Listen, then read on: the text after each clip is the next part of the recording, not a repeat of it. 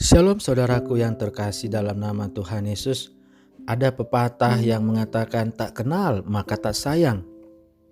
Tetapi mengapa suami istri yang sudah saling kenal 20 tahun, 50 tahun tidak saling sayang dan akhirnya bercerai?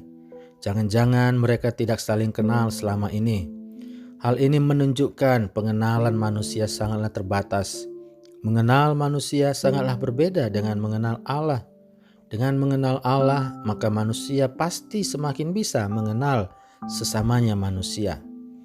Sebagai orang-orang Kristen, seharusnya kita memiliki kerinduan untuk mengenal Tuhan Yesus Sang Juru Selamat kita. Masih dalam suasana Paskah, mari kita membaca firman Tuhan dalam Filipi 3 ayat yang ke-10.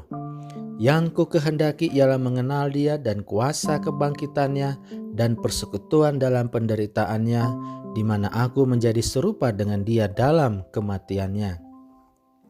Kata mengenal dalam bahasa Yunaninya adalah ginosko, yang artinya mengetahui dari informasi yang ada, mengetahui maksud tersembunyi, mengetahui dari hasil penyelidikan.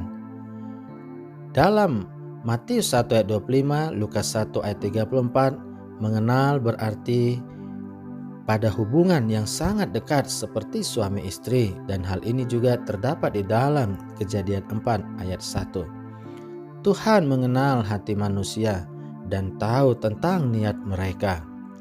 Orang percaya dapat bersuka cita karena Allah mengetahui segalanya, mengenal umat kepunyaannya, peduli dan tidak melupakan kita. Siapapun yang mengenal Tuhan mengakibatkan akan melayani Dia, berbalik dari berhala, dan datang kepada pengetahuan tentang kemuliaan Allah di hadapan Yesus Kristus. Kata epigenosis berarti pengenalan, sebagai suatu proses yang tidak pernah berakhir. Walaupun Paulus adalah seorang rasul dan berjumpa dengan Tuhan Yesus dalam sebuah penglihatan, namun dia ingin selalu mengenal Kristus. Itu berarti sebuah proses mengenal Kristus akan selalu melekat di hatinya dan akan selalu dikerjakannya hari demi hari.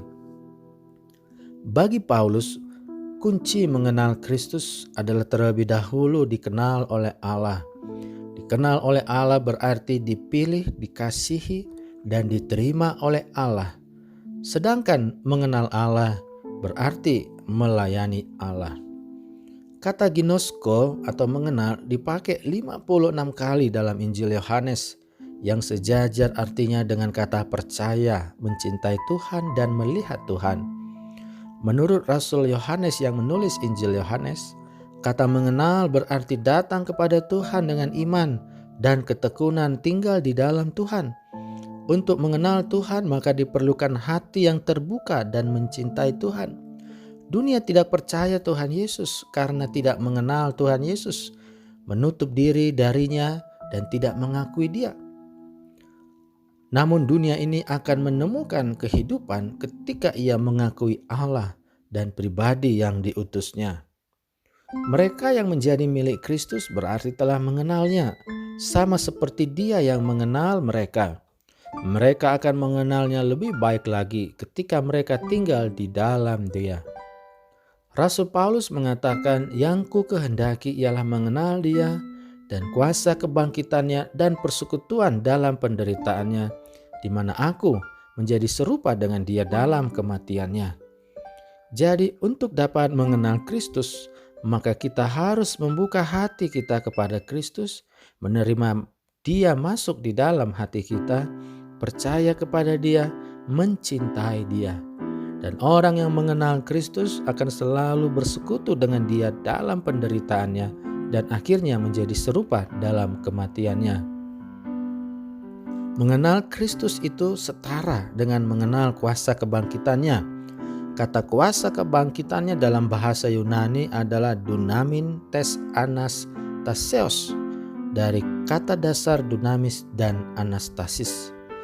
Dalam Perjanjian Baru, kata kuasa dunamis biasanya diikuti oleh kata sesudahnya, seperti kuasa Allah, kuasa Kristus, dan ini adalah sebutan untuk keajaiban. Kata kuasa itu sendiri berarti kemampuan. Kuasa Kristus adalah kuasa Allah karena Kristus adalah firman Allah yang keluar dari diri Allah dan Kristus adalah Allah itu sendiri. Mengenal kuasa Kristus berarti mengenal kuasa Allah. Dalam Perjanjian Lama, kata kuasa Allah juga menunjuk kepada hikmat Allah, kebijaksanaan Allah.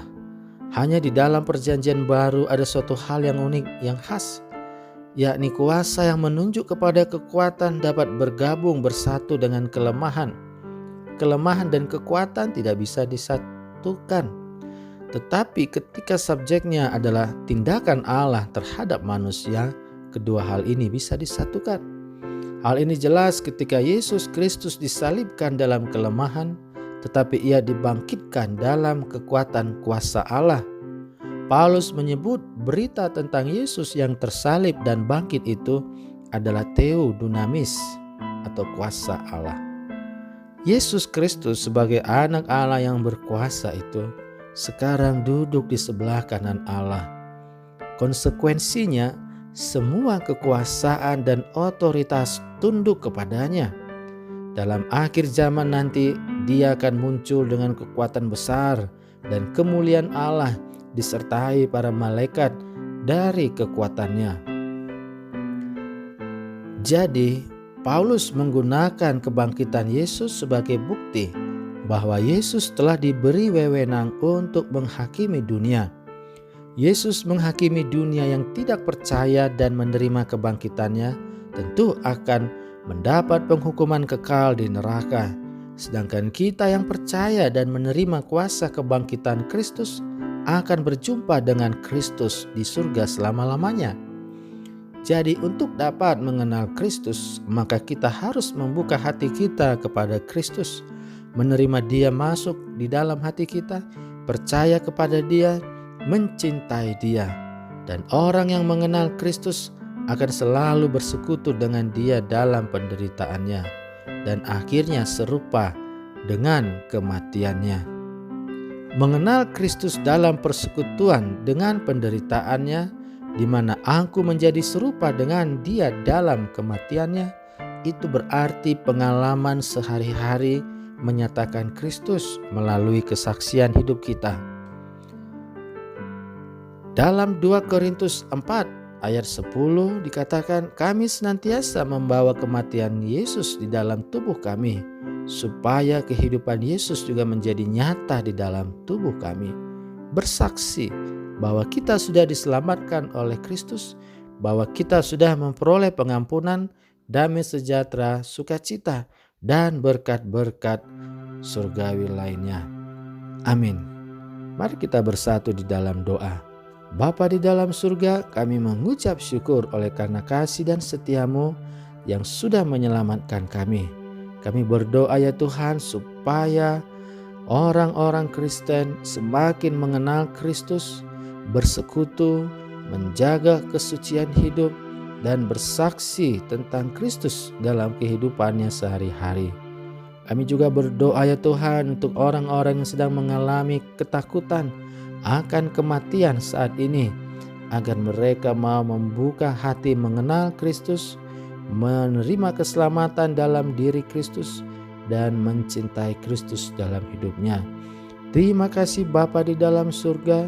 Inilah doa dan ucapan syukur kami. Di dalam nama Tuhan Yesus kami mengucap syukur dan berdoa. Amin. Demikianlah pemberitaan firman Tuhan pada saat ini. Tuhan Yesus memberkati kita semua. Salam Paskah, Shalom.